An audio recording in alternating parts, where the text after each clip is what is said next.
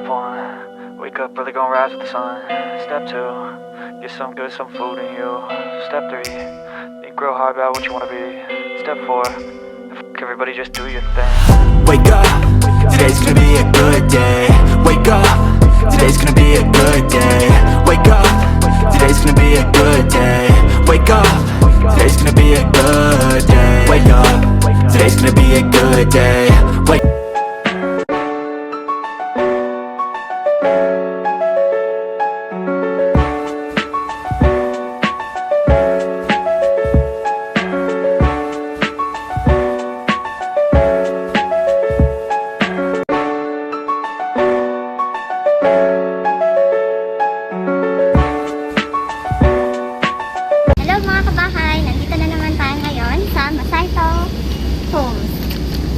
Masaito Homes matatagpuan dito sa Alapan 2A at accessible siya sa Kalayaan, via Kalayaan or Daang Hari Extension.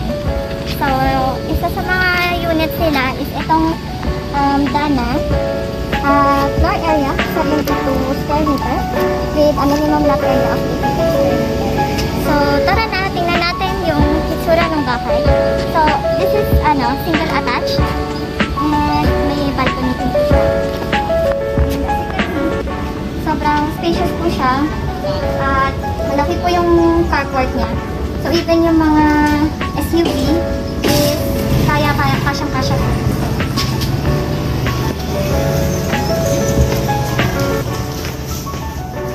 Ito po yung sa may living room area.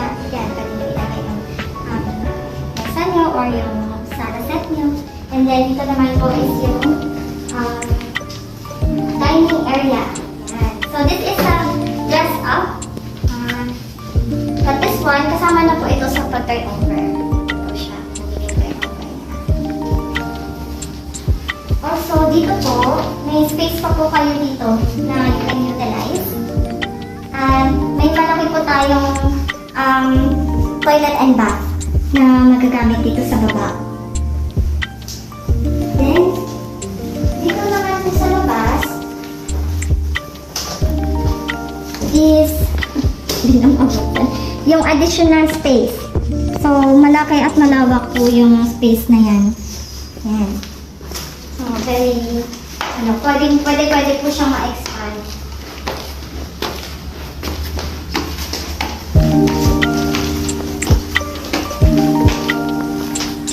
Now, this property has 3 bedrooms and another toilet and bath dito po sa taas. So, adjoining po siya dito sa kabilang bathroom.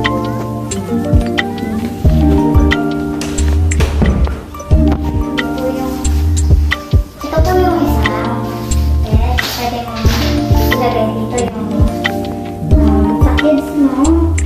Then, or maybe sa guest. And then, ito naman po is yung bigger one, which is master bedroom. Connected po siya sa CR.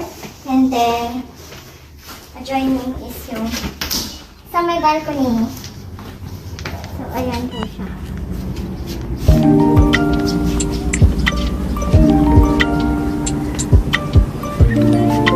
at least dito, tatambay kayo or if you want, you can extend it pa. Since sobrang laki niya ng space.